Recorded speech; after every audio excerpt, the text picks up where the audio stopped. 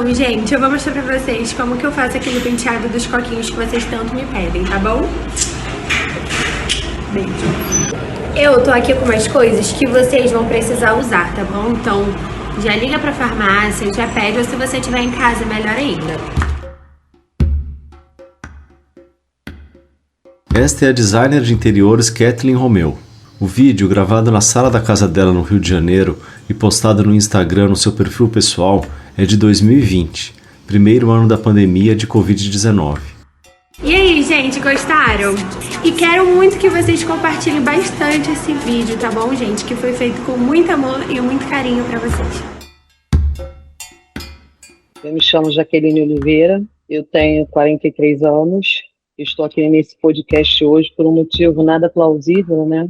Por uma covardia, por uma brutalidade que o Estado cometeu com a pessoa mais maravilhosa, para mim, que o universo poderia me dar. Já começo me emocionando, porque é muito difícil.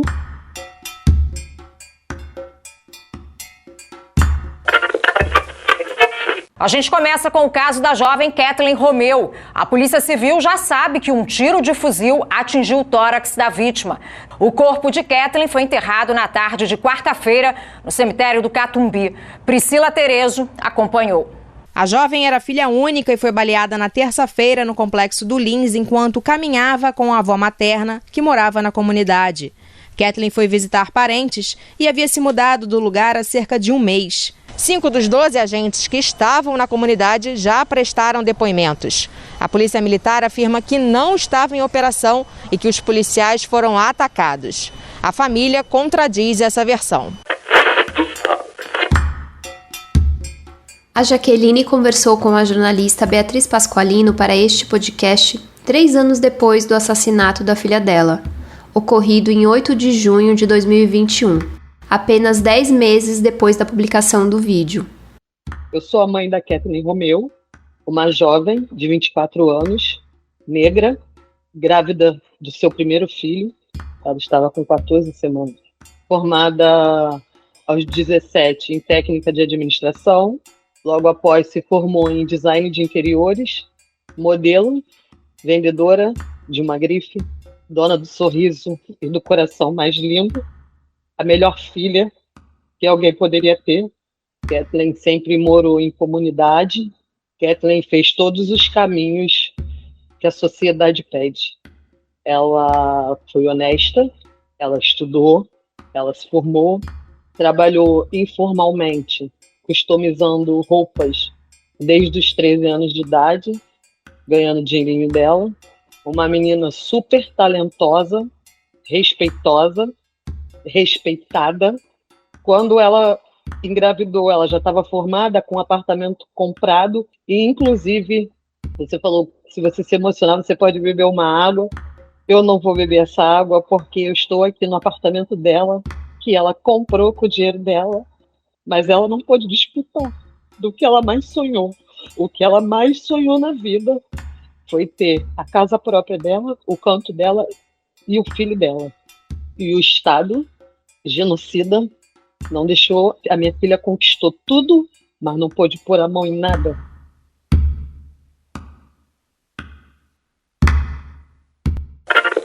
Quase 3 anos depois da morte de Kathleen Romeu, que estava grávida quando foi baleada no complexo do Lins, testemunhas de defesa dos réus foram ouvidas no Tribunal de Justiça do Rio. O depoimento dos policiais acusados do crime foi adiado. A cada audiência, esse ato se repete, com a mesma força, a mesma cobrança. Kathleen Romeu, presente!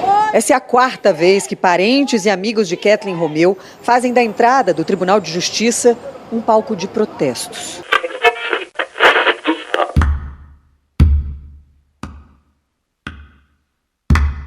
As violências não cessaram, porque desde o dia 8 de junho de 2021, eu e minha família, a gente toma um tiro de fuzil todos os dias, quando a gente levanta e não tem mais a Kathleen aqui. É difícil você levantar, é difícil você deitar, é difícil eu estar aqui nesse podcast. Antes de estar aqui falando com você, eu tenho que preparar minha alma, meu espírito, porque é um dedo na ferida e a gente tem essa luta contra o Estado. Então, cada vez que eu vou no Ministério Público, cada vez que tem uma audiência, é mais tiro e tiro e tiro que a gente toma. Sem contar que eu passei a ser mais uma mãe vítima da letalidade policial. E somos muitas. E a cada vez que negam a justiça para um filho nosso, é um tiro que acerta na gente.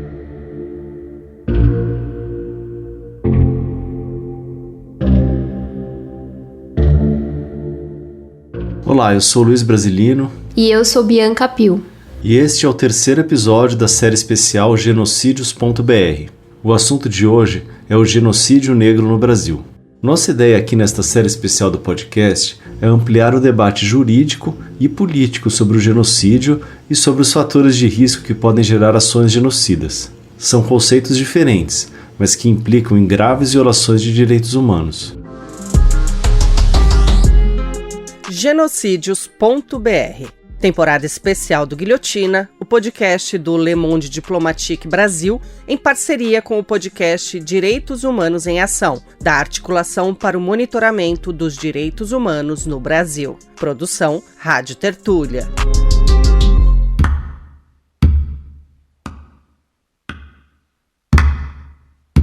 Só que o Estado, quando a gente nasce, nós negros periféricos, a gente já nasce com alvo nas costas.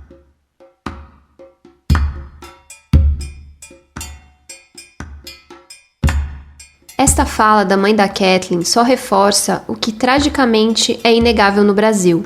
A história da filha dela está longe de ser um caso isolado. Segundo os dados mais recentes do Atlas da Violência, em 2021, a população negra foi vítima de quase 37 mil homicídios, o que corresponde a 79% do total de pessoas assassinadas. A gente está vendo nesse instante o que está acontecendo no conflito entre Israel e Hamas, que está matando o palestino num volume também gigantesco. A gente se escandaliza.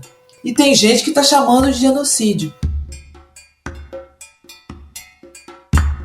Esta é a Jurema Werneck, ativista do movimento de mulheres negras e diretora executiva da Anistia Internacional Brasil, que também conversou com a nossa reportagem.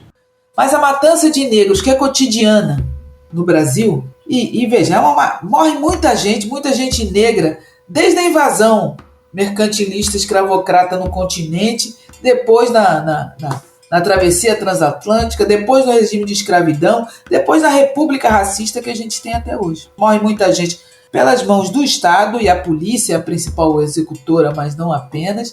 Morre muita gente pela mão dos outros, né? Que não são o Estado, dos grupos armados não estatais. Morre muita gente, é muita matança, o volume é gigantesco. Para você ter uma ideia, só a polícia no ano de 2022 matava 17 pessoas por dia, a maioria delas eram negras. Quando o movimento negro, porque é o movimento negro que reivindica, né? Trazer o termo genocídio já faz muito tempo. Primeiro que a série histórica, né, se estende em séculos, mas é marcada sempre de matança em alto volume. Né? Porque é preciso desnaturalizar, não apenas desnaturalizar a intensidade, o tamanho dessa violência, mas colocar esse na chave do inaceitável, daquilo que a humanidade tem que parar e pensar, a humanidade inteira, como fez em relação ao Holocausto do povo judeu. A humanidade inteira tem que parar e dizer, chega, para, não é possível, e tem que reparar daí por diante. Em última instância, quando a gente fala de racismo, a gente está querendo dizer a eliminação daqueles considerados inferiores. É eliminação, o racismo é inferior. É isso, eliminação. A eliminação, ela é operacionalizada de várias formas. Sonegando políticas públicas, sonegando acesso à saúde, à moradia, etc. Mas também pela força da bala, das armas.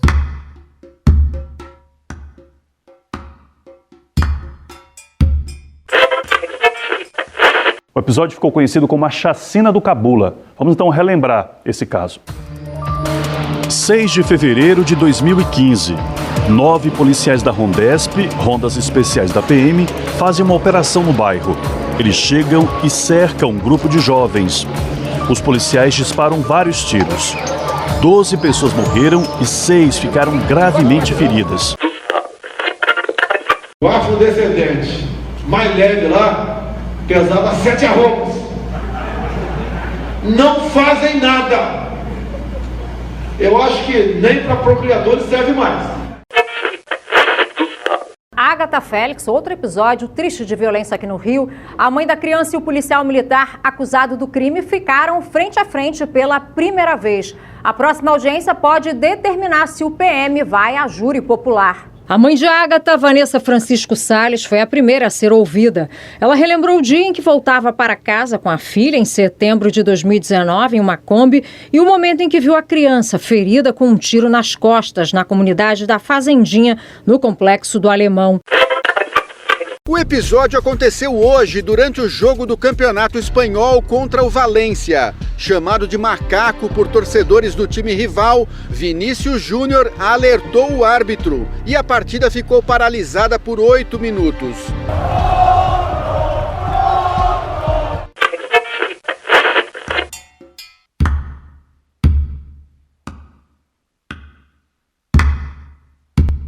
O genocídio só é possível depois da desumanização.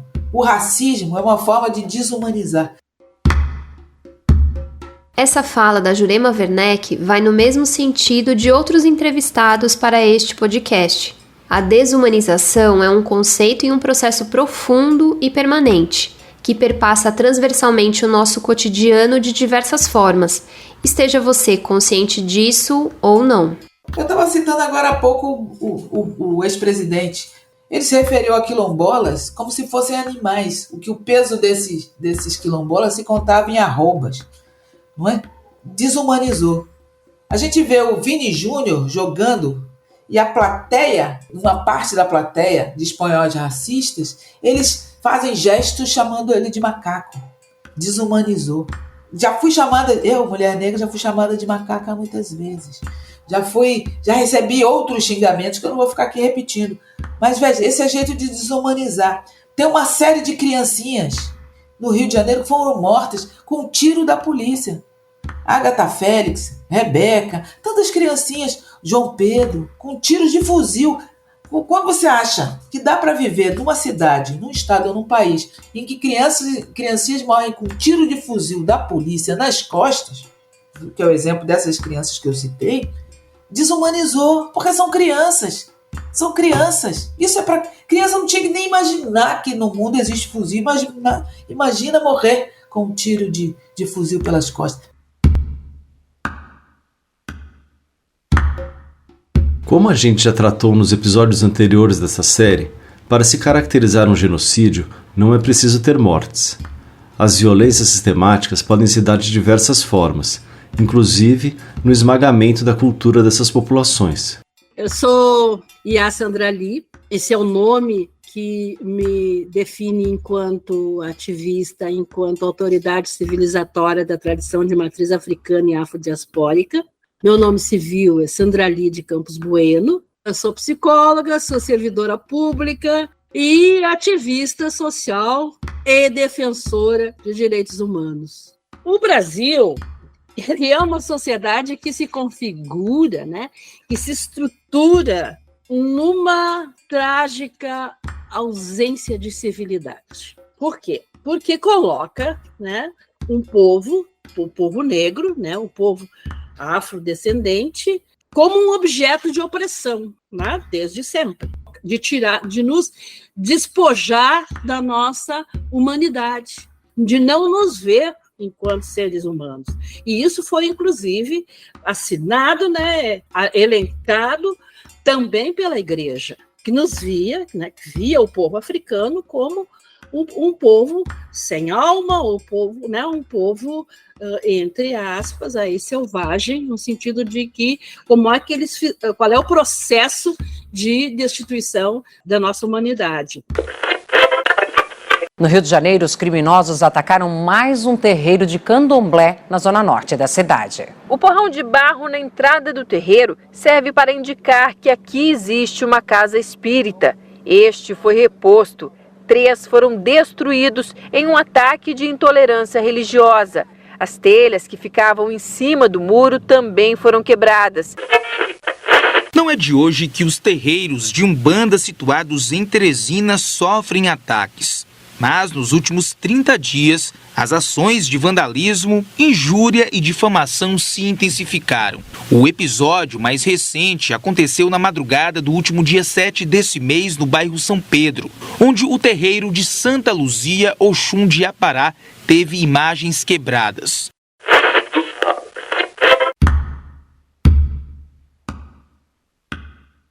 Quando falamos das tradições e religiosidades de matriz africana no Brasil, o ciclo de violência permanece por meio da intolerância e do extremismo religioso. Para se ter uma ideia, uma pesquisa de 2023 apontou que a cada 4 terreiros de religião de matriz africana abordados no estudo, 3 já foram alvo de algum tipo de violência. O levantamento, idealizado pela iniciativa Direito à Memória e Justiça Racial, abrangeu a Zona Oeste do Rio de Janeiro e a Baixada Fluminense. O terreiro não é apenas um espaço de culto, né? Ele é um espaço onde você exerce a sua cosmovisão, a sua senso-percepção em relação ao estar no mundo. Então, o que realmente está por trás de toda essa violência, por trás e embasando essa violência, é o racismo, né? Então, essa forma de expressar o sagrado, essa forma de sentir o mundo da população negra, da população de matriz africana, é vista como algo, além de ser algo que ameaça pelo desconhecimento da sociedade branca, ainda faz com que cada vez mais seja reafirmado o racismo, porque é uma forma de ver essa tradição como uma religiosidade, então, como a religiosidade negra. E se ela é negra, ela tem que ser combatida, e violentamente combatida. E essa eliminação da população negra, especialmente de homens jovens das periferias, muitas vezes é estampada na mídia e nos processos judiciais como uma fatalidade, e os corpos negros tratados como números, e os crimes fadados a caírem no esquecimento de boa parte da população. É o que se chama de genocídio do povo preto periférico. Meu nome é Onir de Araújo. Faço parte de uma organização política negra chamada Frente Quilombola do Rio Grande do Sul, /OLPN, que é a Organização para a Libertação do Povo Negro.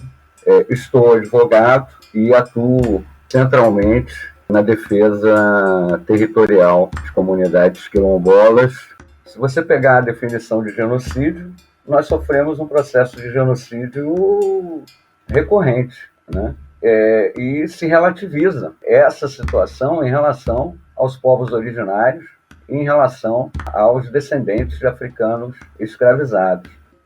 A gente tinha uma expectativa que, com toda a questão da redemocratização, a gente avançasse em relação a também se reconhecer a violência que negros e indígenas sofreram ao longo de todo o processo, inclusive mesmo durante o processo de redemocratização, né? Mas isso realmente a gente vê que é um tema nas discussões de direitos humanos que cria bastante desconforto e incômodo. É óbvio que foi um absurdo que aconteceu nesses 25 anos. Mas veja bem, o que nós passamos há 524 anos. E essa, mesmo depois da Constituição Federal, essa negligência consciente em relação a efetivar os direitos que estão na Constituição Federal em relação aos povos, né? Então, nós entendemos que o genocídio não tem outro termo que nós poderíamos, para ser consequentes, utilizar, né?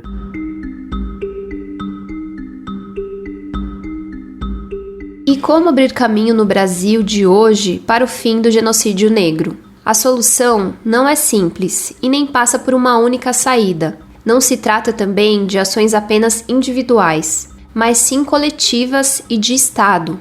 Então, já te adianto que ainda vamos falar nesta série sobre prevenção e reparação ao genocídio. Vai ser no 6º episódio. Mas para você que nos ouve agora, a Jurema Werneck deixa um recado. Todo mundo tem algo para fazer. mas provavelmente mais de alguma coisa para fazer, para romper o pacto que produz tanta violência contra tanta gente. O primeiro caminho é tirar a venda dos olhos e pensar, isso está certo? É esse o tipo de vida que um ser humano merece ter? E a partir daí, vai poder enxergar o que está errado. Onde é que precisa ser mudado. Às vezes na escola, veja, primeiro lugar que eu fui, meu primeiro ataque racista, eu tinha 6 anos de idade. Meu primeiro ataque pessoa a pessoa, né? Vai lá nas organizações, nos movimentos, vê o que esses movimentos estão fazendo, vê que identidade você tem com aquilo. Talvez, será que você não quer se juntar a isso? Deixa essa indignação e esse horror mover o seu sentimento de justiça. Lutar contra o genocídio é fazer justiça. O que a gente não pode é silenciar. Enquanto isso, a Jaqueline, mãe da Kathleen, enfrenta o que tantas mães como ela são obrigadas a enfrentar. Eu poderia simplesmente me calar, porque eu já perdi. Eu estou numa luta, eu estou numa guerra, que eu já perdi a guerra, mas essa batalha eu não vou perder. Eu já entrei numa guerra perdida. No dia que eles tiraram a vida da minha filha, eu perdi a guerra. Mas eles até cortaram as minhas pernas, mas eles não me calaram.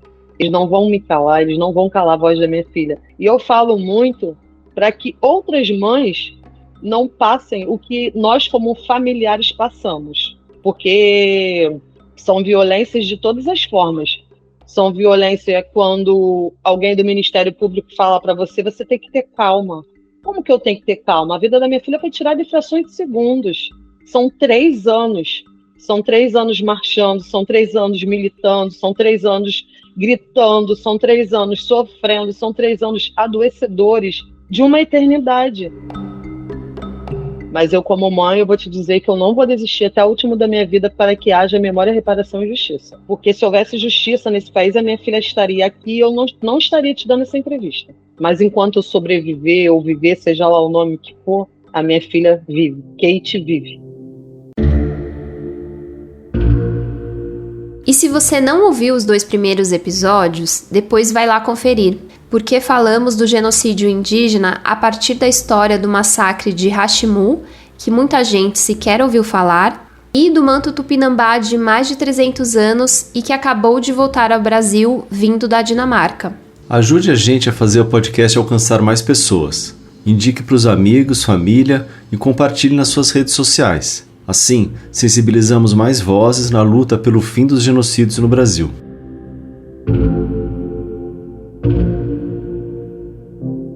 E um último recado. Na descrição deste episódio, nos tocadores de podcast, tem vários materiais para você se aprofundar no tema do genocídio negro.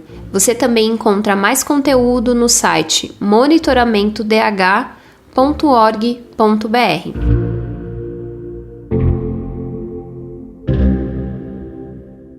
Este foi o 3º episódio da série especial Genocídios.br.